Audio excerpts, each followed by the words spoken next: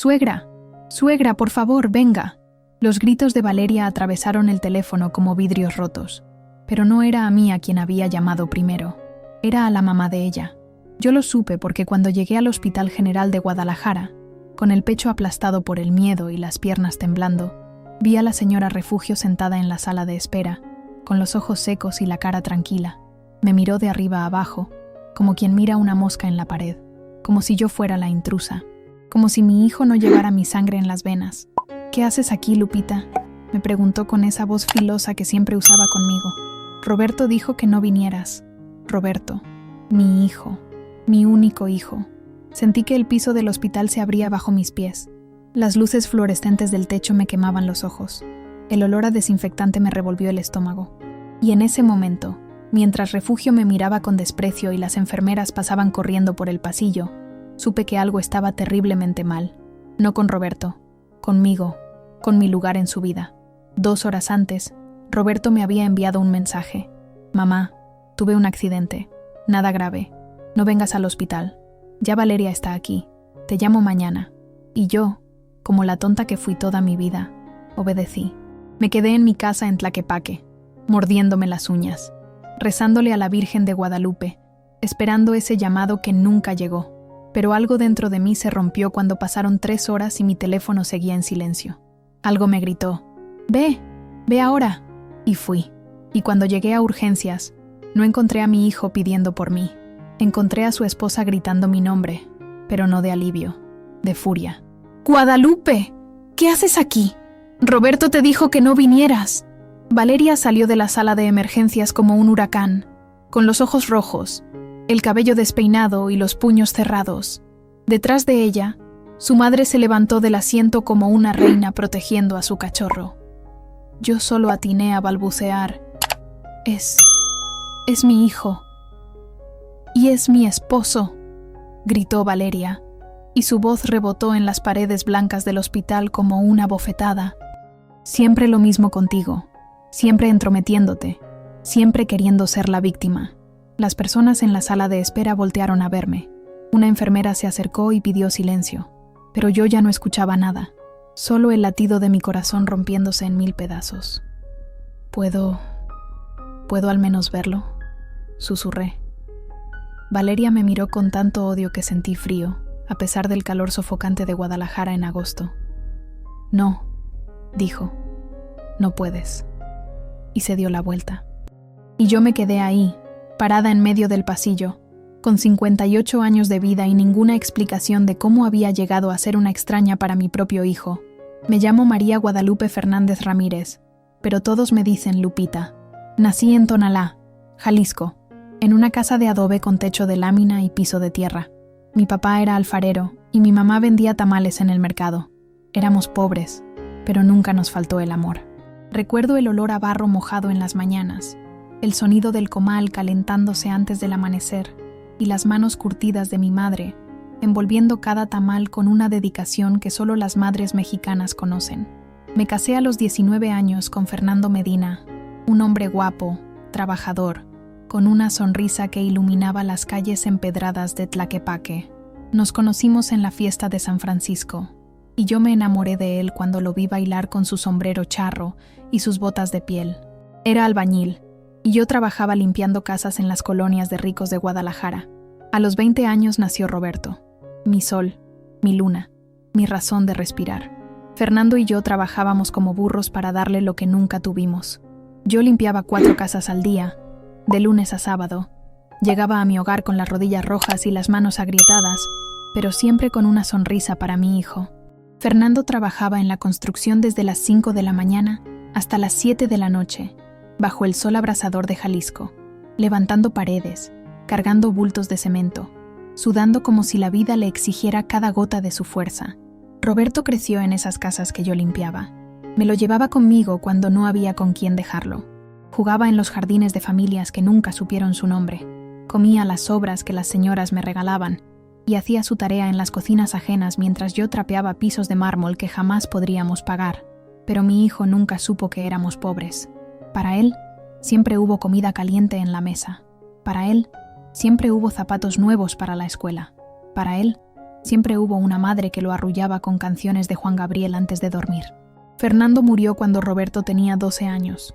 Un accidente en la obra, una viga mal asegurada, un grito que nunca llegó a tiempo. Me llamaron del Seguro Social a las 3 de la tarde, y cuando llegué, mi esposo ya era un cuerpo cubierto con una sábana blanca. Roberto lloró 3 días. Yo lloré 6 años, pero nunca dejé de trabajar, nunca dejé de limpiar, nunca dejé de levantarme a las 4 de la mañana para planchar los uniformes de mi hijo. Nunca dejé de vender tamales los domingos en el tianguis para pagarle sus útiles escolares. Nunca dejé de rezar para que él tuviera una vida mejor que la mía. Y la tuvo. Roberto se graduó de la Universidad de Guadalajara como ingeniero civil. Fue el primero en la familia en tener un título universitario. Yo me paré en la ceremonia de graduación, con mi vestido más bonito, comprado en el tianguis, con los ojos llorosos, con el pecho hinchado de orgullo, y pensé: Fernando, lo logramos. Roberto conoció a Valeria un año después. Ella era hija de empresarios de Zapopan, familia de dinero, de apellidos que aparecen en revistas. Al principio, Valeria fue dulce conmigo. Me abrazaba, me decía suegrita, me invitaba a comer a su casa. Pero todo cambió cuando se casaron. De repente, yo era demasiado en la vida de mi hijo, demasiado presente, demasiado preocupada, demasiado pobre. Dejé de recibir invitaciones a su casa. Dejé de ser incluida en las fotos familiares. Dejé de existir en las conversaciones importantes. Pero yo seguía siendo la que preparaba el pozole para su cumpleaños, la que bordaba las servilletas para su casa nueva, la que enviaba el dinero cuando él lo necesitaba, aunque yo tuviera que dejar de comprar mis medicinas para la presión. Ahora, parada en ese hospital, con el rechazo de Valeria todavía ardiendo en mis oídos, me di cuenta de algo terrible. Yo había dejado de ser la madre de Roberto y me había convertido en un estorbo. Me quedé 3 horas sentada en esa sala de espera, con las manos entrelazadas y la vista perdida en el piso de linóleo rayado. Cada vez que se abría la puerta de urgencias, mi corazón saltaba. Pero nunca era Roberto. Nunca era nadie que me dijera: Doña Lupita, su hijo la busca. Valeria y su madre entraban y salían como si fueran las únicas con derecho a estar ahí. A las 9 de la noche, Roberto salió en una silla de ruedas. Tenía una pierna enyesada y un vendaje en la cabeza, pero estaba consciente. Estaba vivo. Me levanté de un salto. «Roberto, hijo». Él me miró, y en sus ojos no vi alivio. Vi molestia. «Mamá, ¿qué haces aquí?». Su voz era cansada, como si yo fuera un problema más en su lista. «¿Cómo que qué hago aquí? Eres mi hijo». Me asusté. Pensé que... «Te dije que no vinieras». Su tono era frío, cortante, como si le hablara a una vendedora de la calle que insiste en vender algo que nadie quiere.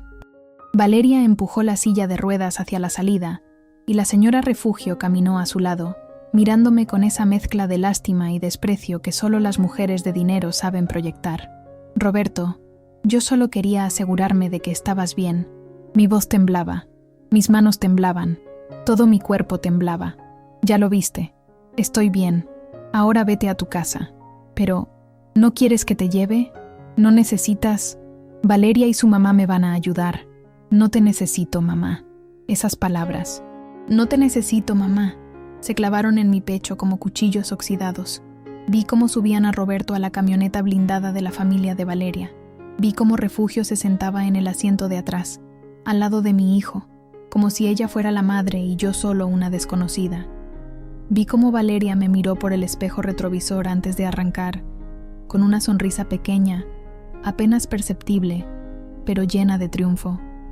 Y yo me quedé ahí, sola, en el estacionamiento del hospital, con el ruido de los camiones pasando por la avenida Niños Héroes y el olor a tacos al pastor de un puesto callejero que me revolvió el estómago. Tomé el camión de regreso a Tlaquepaque. Eran casi las 11 de la noche. El camión iba lleno de trabajadores que regresaban a sus casas, oliendo a sudor y cansancio. Me senté junto a la ventana y miré las luces de Guadalajara pasar como estrellas borrosas. Cuando llegué a mi casa, una casita pintada de amarillo con flores de bugambilia en la entrada, me senté en el sofá que había comprado en abonos hace 20 años y lloré. Lloré como no lloraba desde el día que enterré a Fernando. Lloré por mi hijo que ya no me necesitaba. Lloré por los años que dediqué a construir un hombre que ahora me veía como un estorbo. Lloré por esa mujer que fui, la que limpiaba pisos ajenos para que su hijo tuviera zapatos nuevos, y que ahora no era lo suficientemente buena para estar en su vida. A la medianoche, sonó mi teléfono. Era un mensaje de Roberto. Mamá, gracias por preocuparte, pero de verdad, necesito espacio. Valeria y yo estamos construyendo nuestra familia y a veces siento que tú no respetas eso. Hablamos después. Leí ese mensaje 10 veces. Necesito espacio. No respetas eso. Y fue en ese momento, con las lágrimas secándose en mis mejillas y el silencio de mi casa vacía llenándome los oídos, que empecé a entender que algo más estaba pasando. Algo que yo no había visto, o que no había querido ver. Esa noche no pude dormir. Me quedé despierta en mi cama, mirando el techo agrietado de mi recámara, mientras los recuerdos se agolpaban en mi mente como olas furiosas. Recordé cuando Roberto tenía 5 años y se enfermó de neumonía. Fernando y yo no teníamos dinero para el hospital privado, así que lo llevamos al IMSS. Pasamos 3 días en el hospital, durmiendo en sillas de plástico, comiendo lo que las monjas del hospital nos regalaban. Yo no me separaba de su cama, le ponía paños fríos en la frente, le cantaba canciones para que no tuviera miedo. Fernando vendió su bicicleta para comprar las medicinas que el seguro no cubría. Cuando Roberto salió del hospital, juró que nunca volvería a estar enfermo para no vernos sufrir así. Recordé cuando tenía 11 años y quiso entrar al equipo de fútbol de la escuela, pero necesitaba tenis especiales. Yo trabajé doble turno durante un mes, limpiando oficinas en las noches después de terminar con las casas. Llegaba a mi hogar a las 11 de la noche, con las manos tan hinchadas que no podía cerrarlas. Pero cuando le di esos tenis en su cumpleaños, la sonrisa en su cara hizo que cada dolor valiera la pena. Recordé cuando Fernando murió y Roberto se volvió el hombre de la casa de la noche a la mañana.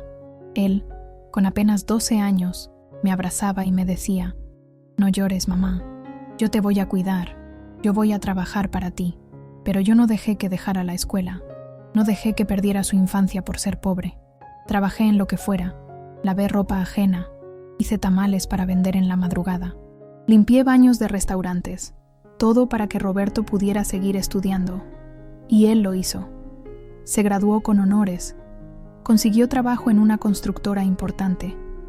Se compró su primer carro. Se mudó a una casa en una colonia bonita de Zapopan. Y yo seguí en mi casita de Tlaquepaque, orgullosa. Pero cuando conoció a Valeria, todo cambió. Al principio, ella fue encantadora. Me llamaba suegrita querida, me pedía consejos de cocina, me decía que Roberto hablaba mucho de mí. Me invitó a su despedida de soltera, aunque yo me sentí fuera de lugar entre sus amigas de universidad, con sus bolsas de marca y sus conversaciones sobre viajes a Europa que yo ni siquiera podía pronunciar correctamente. El día de la boda, yo usé un vestido que me prestó mi comadre Rosita.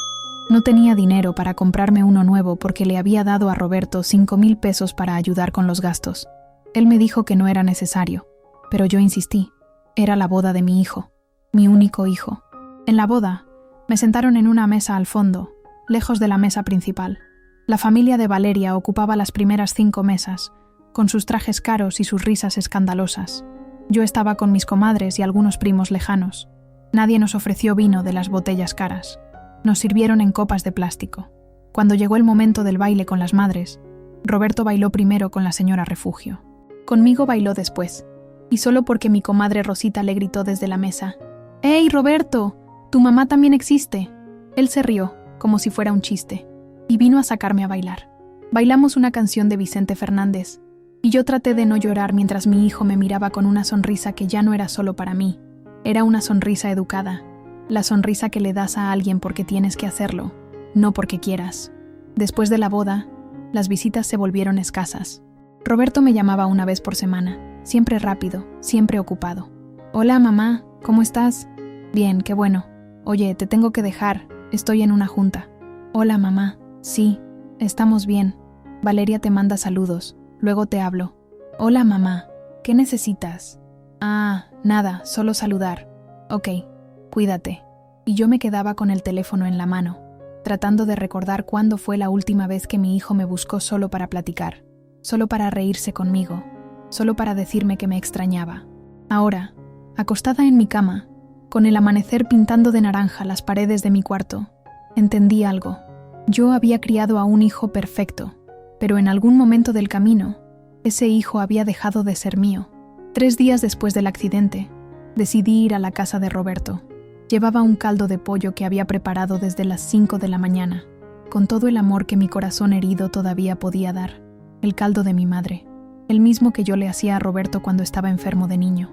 El que tenía zanahoria, calabacita, elote y ese toque de epazote que solo las mamás mexicanas saben ponerle.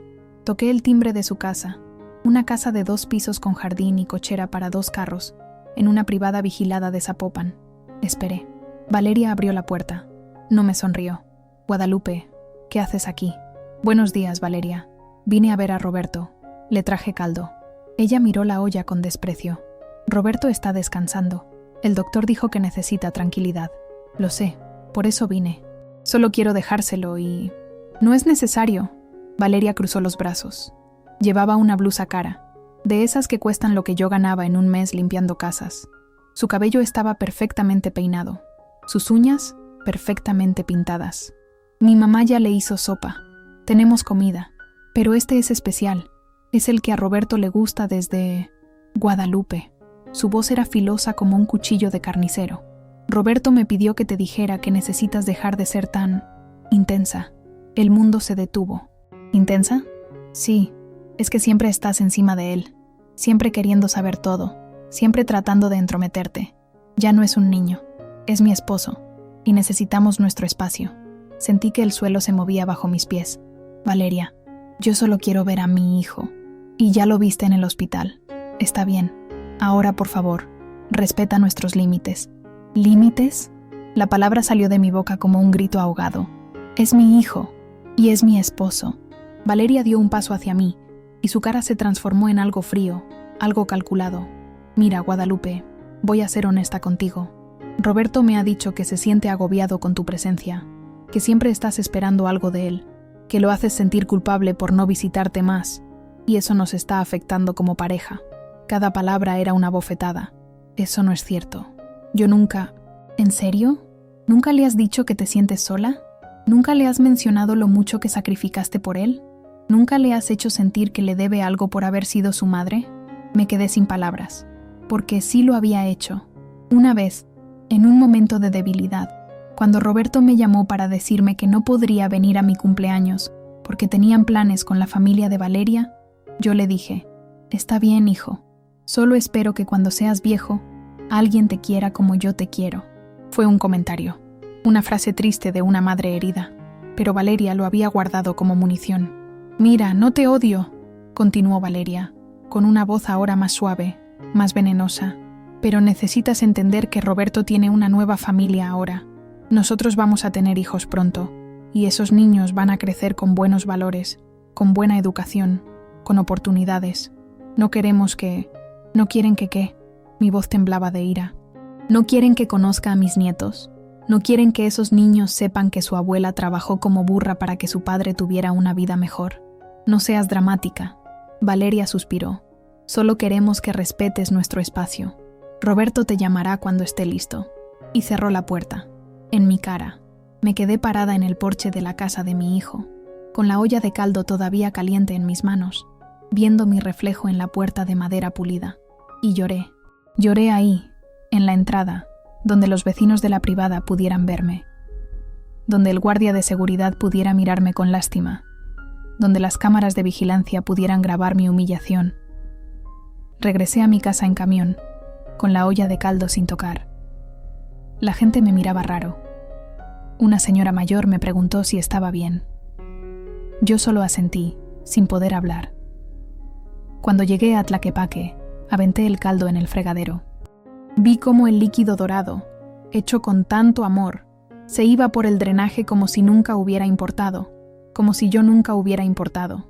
Esa noche, me senté en mi sala con una copa de tequila que no probaba desde el funeral de Fernando, y me pregunté, ¿en qué momento me convertí en un estorbo para mi propio hijo? ¿En qué momento dejé de ser su madre y me convertí en una obligación? Y más importante, ¿cómo había permitido que esto pasara? Pasé una semana entera sin salir de mi casa. No fui a misa. No visité a mis comadres. No contesté las llamadas de mi prima Socorro que vive en Ixtlahuacán. Me quedé encerrada, con las cortinas cerradas, viendo televisión sin ver nada, comiendo solo lo necesario para no morir. Pero el 8º día, algo cambió. Estaba limpiando mi closet, tratando de distraer mi mente, cuando encontré una caja vieja debajo de mi cama, una caja de zapatos desteñida que no abría desde hacía años. Dentro había fotos, cartas, recibos viejos y un sobre amarillento con la letra de Fernando. Lo abrí con manos temblorosas. Adentro había una carta que él había escrito poco antes de morir, pero que yo nunca había leído completa porque me dolía demasiado. Mi Lupita querida, decía la carta, si estás leyendo esto es porque ya no estoy contigo. Perdóname por dejarte sola con Roberto, pero sé que eres la mujer más fuerte que conozco, más fuerte que cualquier viga de acero que yo haya levantado, más fuerte que cualquier tormenta. Prométeme algo, mi amor. Nunca dejes que nadie te haga sentir pequeña, ni siquiera nuestro hijo, porque a veces los hijos olvidan que sus padres también fueron jóvenes, también tuvieron sueños, también merecen respeto. No vivas para Roberto, vive para ti, porque tú eres Guadalupe Fernández, la mujer que conquistó mi corazón, la mujer que baila cumbia como nadie, la mujer que hace los tamales más ricos de Jalisco. No eres solo la mamá de Roberto, eres Lupita, y Lupita merece ser feliz. Te amo, mi reina. Cuídate, Fernando. Las lágrimas cayeron sobre el papel, borrando algunas palabras, pero el mensaje era claro. Fernando tenía razón. Yo había dejado de ser Lupita. Me había convertido en la mamá de Roberto, y cuando Roberto ya no me necesitó, dejé de existir. Pero yo seguía aquí, seguía respirando, seguía teniendo un corazón que latía. Me levanté, me miré en el espejo del baño y vi a una mujer de 58 años con ojeras, con arrugas que contaban historias de sacrificio, con canas que se negaba a pintar porque, ¿para qué si ya nadie me mira? Pero hoy algo era diferente. Hoy Lupita se miraba a sí misma con nuevos ojos. Tomé mi teléfono y marqué a mi comadre Rosita. Bueno, Rosita, soy yo. Ay, comadre, qué bueno que hablas. Estaba preocupada. ¿Cómo estás? Rosita, necesito pedirte un favor. ¿Te acuerdas de tu cuñado, el que es abogado? Hubo un silencio. ¿El licenciado Martínez? Sí, ¿por qué? Necesito hablar con él. Sobre unas cosas de mi difunto Fernando. ¿Pasó algo, comadre? Sí, Rosita, pasó algo. Me desperté. Esa misma tarde fui a ver al licenciado Martínez a su oficina en el centro de Guadalajara. Era una oficina pequeña, en un 2º piso, con olor a papel viejo y café recalentado. Doña Lupita, ¿en qué puedo ayudarle?, me preguntó el licenciado, un hombre de 60 años con lentes gruesos y una amabilidad sincera. Licenciado, cuando mi esposo murió, hubo un pago del seguro por el accidente laboral. Yo firmé unos papeles para que ese dinero se fuera a una cuenta para la educación de Roberto, pero nunca revisé, nunca supe exactamente cuánto fue. El licenciado asintió. ¿Tiene usted algún documento? Le mostré los papeles viejos que había guardado. Él los revisó con atención. Déjeme investigar, doña Lupita. Necesito hacer unas llamadas. ¿Puede regresar en 3 días? Sí, licenciado. Cuando salí de su oficina, el sol de Guadalajara me pegó en la cara, y por primera vez en semanas no me sentí débil. Me sentí curiosa, me sentí despierta, me sentí como Lupita. 3 días después, regresé a la oficina del licenciado Martínez. Esta vez, él me recibió con una cara seria. Doña Lupita, siéntese por favor. Me senté, con el corazón acelerado. Encontré información interesante. Cuando su esposo falleció en el accidente laboral, la empresa constructora donde trabajaba le otorgó una indemnización. Pero no solo eso, también había un seguro de vida que Fernando contrató años antes. Usted firmó para que ambas cantidades se depositaran en una cuenta de ahorro a nombre de Roberto, pero con usted como cotitular hasta que él cumpliera 25 años. Sí, así fue. Yo quería que tuviera dinero para la universidad. El problema, doña Lupita, es que Roberto cumplió 25 hace 7 años, y al cumplir esa edad, automáticamente se convirtió en el único titular de la cuenta. Pero el licenciado hizo una pausa.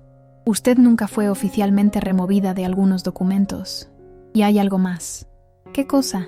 Esa cuenta nunca se cerró, y ha estado generando intereses durante casi 30 años. Se me cortó la respiración. ¿Cuánto hay en esa cuenta? El licenciado me mostró un estado de cuenta impreso. Casi 2 millones de pesos. ¿2 millones? Sí, doña Lupita.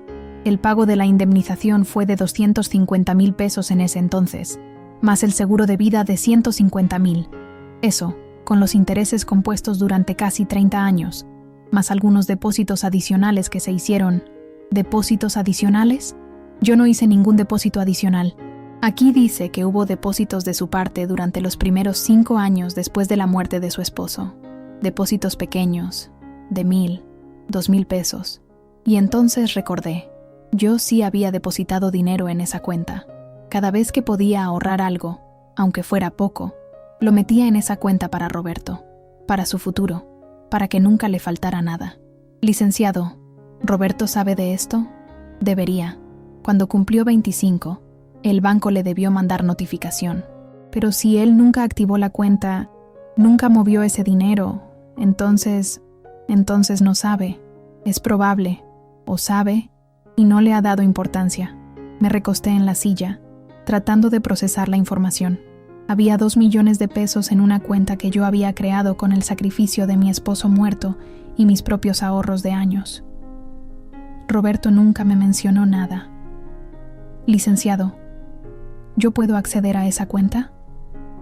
Técnicamente, usted todavía aparece en algunos documentos como cotitular. Pero sería complicado. Roberto es el titular principal. Sin embargo, el licenciado se acomodó los lentes. Hay algo más que encontré. ¿Qué cosa? La casa donde usted vive, la de Tlaquepaque, era rentada, pero yo la compré hace como 15 años, poco a poco, con abonos. Exacto. Y esa casa está a su nombre, totalmente pagada. Según los documentos, la casa vale actualmente alrededor de 800,000 pesos. Yo no tenía idea. Para mí, era solo mi casita, mi refugio. Y hay algo más, doña Lupita. Cuando Fernando murió, él tenía un terreno en Tonalá, un terreno que heredó de su padre. Usted firmó unos papeles para que ese terreno quedara en fideicomiso para Roberto, pero con la condición de que si usted lo necesitaba, podía venderlo. ¿Lo recuerda? Vagamente recordaba haber firmado muchos papeles en esos días oscuros después del funeral de Fernando. Bueno, ese terreno ahora está en medio de una zona comercial. Vale aproximadamente 3 millones de pesos. Y sigue estando bajo su control. Me quedé en silencio. Déjeme ver si entiendo, licenciado. Yo tengo acceso a una cuenta con 2 millones, una casa de 800,000 y un terreno de 3 millones. Así es. Esos son casi 6 millones de pesos. Exacto. Me levanté de la silla, mareada. ¿Y Roberto sabe de todo esto? Debería saber de la cuenta. Del terreno, no estoy seguro. Usted es la única que puede tomar decisiones sobre ese terreno. Salí de esa oficina con la mente dando vueltas. Durante 30 años, yo creí que era una pobre mujer sin nada más que su casa modesta y su pensión miserable de viuda. Pero resulta que Fernando, mi Fernando, me había dejado protegida. Y yo nunca lo supe, porque nunca me atreví a revisar, porque nunca creí que merecía algo más que sobrevivir. Caminé por las calles del centro de Guadalajara, entre vendedores ambulantes y el olor a elotes asados, y por primera vez en meses, sonreí, no porque tuviera dinero, sino porque tenía opciones. Y las opciones, descubrí, son una forma de libertad. No le dije nada a Roberto, no le dije nada a nadie, excepto a mi comadre Rosita, quien casi se desmaya cuando le conté. «Comadre, eres rica». «No soy rica, Rosita. Solo tengo algo de dinero que no sabía que tenía». «¿Y qué vas a hacer?» «No lo sé todavía, pero lo que sí sé es que voy a dejar de rogarle a mi hijo que me quiera. En las siguientes semanas hice algo que nunca había hecho en mi vida, pensar en mí. Contraté a un contador para que revisara todas mis finanzas. Abrí una cuenta de banco nueva, solo mía. Empecé a mover el dinero del terreno, poniéndolo en inversiones seguras, tal como me aconsejó el licenciado Martínez. También hice algo más. Dejé de llamar a Roberto. Dejé de enviarle mensajes de buenos días. Dejé de preguntarle cómo estaba.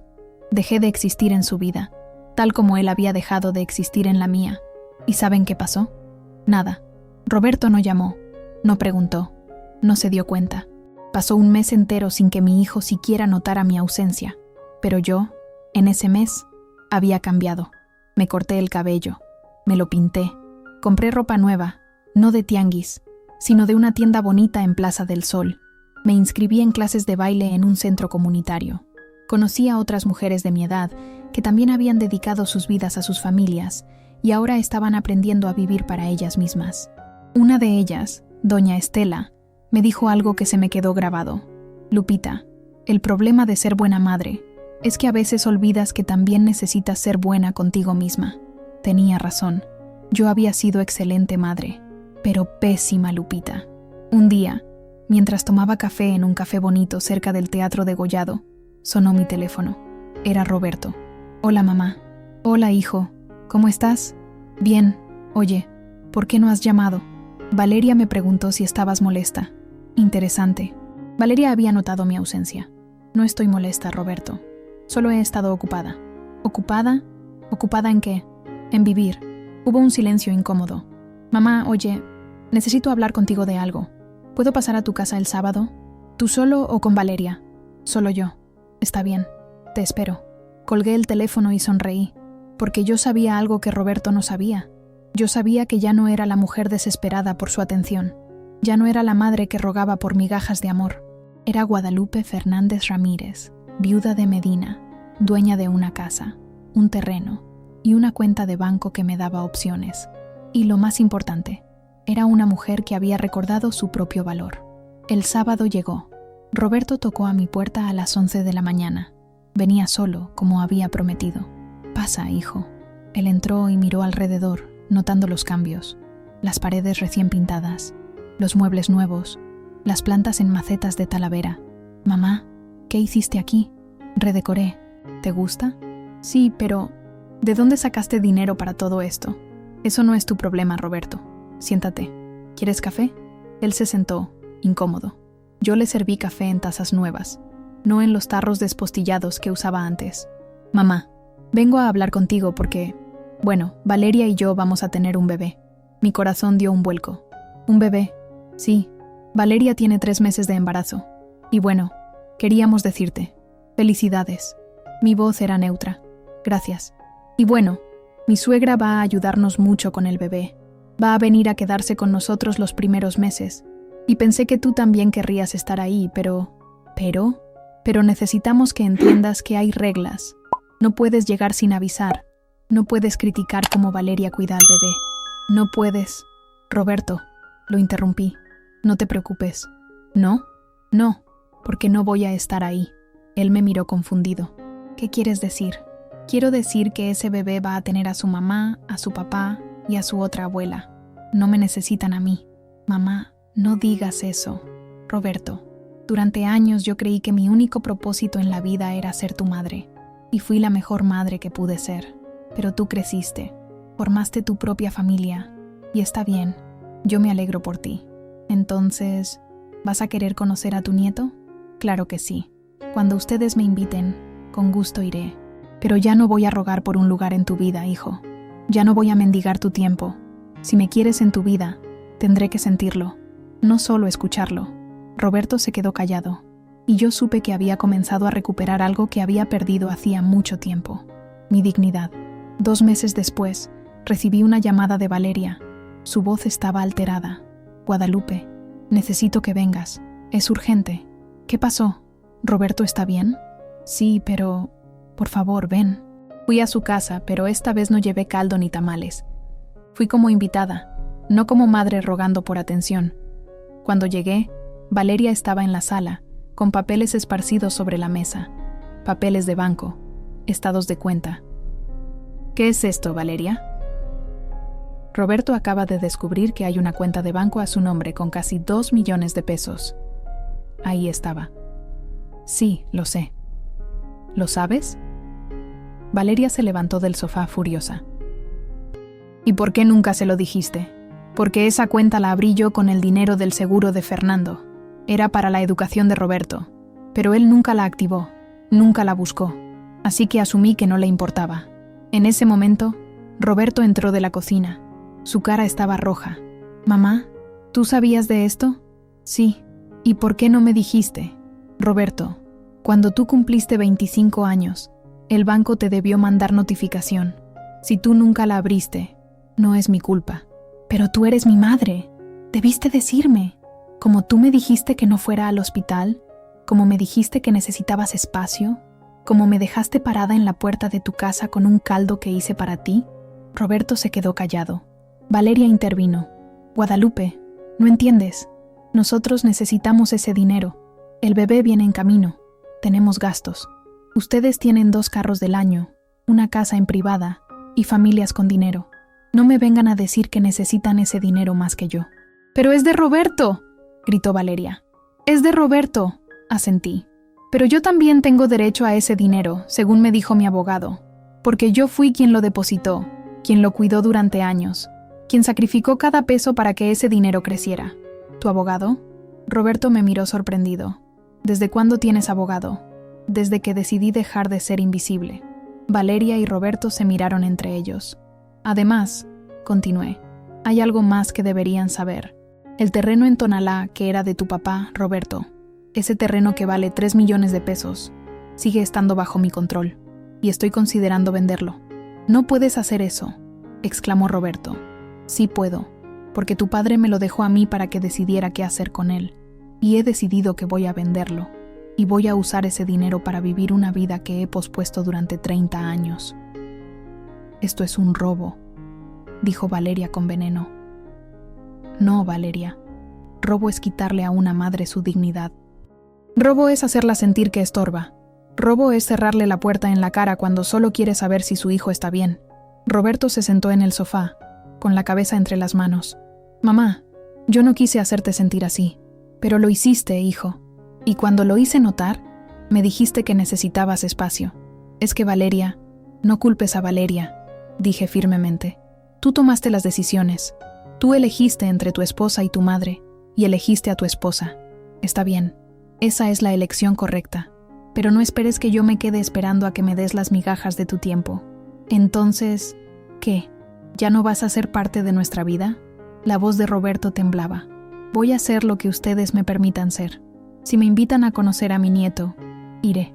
Si quieren que sea parte de su vida, estaré ahí. Pero ya no voy a rogar, ya no voy a mendigar. Y definitivamente, ya no voy a permitir que me traten como un estorbo. Valeria me miró con odio, pero había algo más en sus ojos. Respeto. Miedo, tal vez. Puedes quedarte con tu dinero, dijo con amargura. No lo necesitamos. No es mi dinero, corregí. Es de Roberto, pero él tendrá que ir al banco, activar la cuenta y hacer lo que quiera con él. Yo solo quería que supieran que yo no soy la viejita pobre e ignorante que creían que era. Me levanté del sofá, tomé mi bolsa y caminé hacia la puerta. «Mamá», Roberto me llamó. Su voz estaba rota. Me di la vuelta. «Lo siento», dijo. Y por primera vez en meses, vi a mi hijo de verdad. No al hombre engreído, no al esposo manipulado. Vi al niño que alguna vez me abrazó y me dijo que yo era su heroína. Yo también lo siento, hijo. Siento no haberte enseñado que el respeto se da hacia arriba también, no solo hacia abajo. Y salí de su casa, con la cabeza en alto, con el corazón todavía adolorido, pero con la dignidad intacta. 3 meses después, nació mi nieto. Se llama Fernando, como mi esposo. Roberto me llamó desde el hospital. «Mamá, nació el bebé. ¿Quieres venir a conocerlo? ¿Estás seguro?» «Sí, te necesito aquí». Fui al hospital, pero esta vez no fui corriendo con el corazón en la garganta. Fui tranquila, serena, sabiendo que mi lugar en esa familia ahora dependía de mí, no de ellos. Cuando entré a la habitación, Valeria estaba en la cama, cargando a un bebé hermoso con los ojos cerrados y los puñitos apretados. Roberto estaba a su lado, con cara de padre primerizo asustado. «Hola», dije suavemente. «Hola, suegra», respondió Valeria. Y esta vez, su voz no tenía filo, tenía cansancio, vulnerabilidad, humanidad. «¿Puedo cargarlo?», pregunté. «Claro». Tomé a mi nieto en brazos y sentí ese amor que solo las abuelas conocen, el amor que no exige, el amor que solo observa y agradece. «Es hermoso», susurré. «Se parece a mi papá», dijo Roberto. «Sí, se parece». Nos quedamos en silencio por un momento, los 3 viendo al bebé. Entonces Valeria habló. «Guadalupe, quiero disculparme. He sido muy dura contigo, y no fue justo».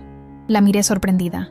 «Cuando estuve en trabajo de parto», continuó, «lo único que quería era a mi mamá, y ella estuvo aquí, Y me di cuenta de que algún día este bebé va a crecer, se va a casar, y tal vez su esposa me va a ver como yo te vi a ti. Y no quiero eso. Sus ojos se llenaron de lágrimas. Yo también quiero disculparme, dijo Roberto. Mamá, fui un hijo terrible. Te traté como si no importaras. Y sí importas. Siempre has importado. Yo acaricié la cabecita de mi nieto y sonreí. Está bien, el pasado es pasado. Ahora lo importante es este pequeño, y que ustedes sean buenos padres. ¿Nos vas a ayudar?, preguntó Valeria. Sí, pero con límites. Yo también tengo mi vida ahora. Tengo mis clases de baile. Tengo mis amigas. Tengo planes de viajar a Oaxaca el próximo mes con mi comadre Rosita. Roberto sonrió. ¿Vas a viajar? Sí, con el dinero del terreno. Lo vendí. Me compré un carro usado pero bonito. Y voy a conocer México. Todas esas ciudades que limpié en fotos ajenas, ahora las voy a conocer en persona. Mamá, ¿y la cuenta del banco? Es tuya, Roberto. Siempre fue tuya. Yo no la toqué. Úsenla para el bebé, para su futuro, para lo que necesiten. Pero tú también. Yo ya tengo lo que necesito. Tengo mi casa, tengo mis ahorros, y tengo algo que no tenía hace unos meses. Tengo mi dignidad de vuelta. Roberto se acercó y me abrazó. Y esta vez fue un abrazo real, no de compromiso, no de obligación. Fue un abrazo de hijo a madre, de hombre a mujer que le dio la vida.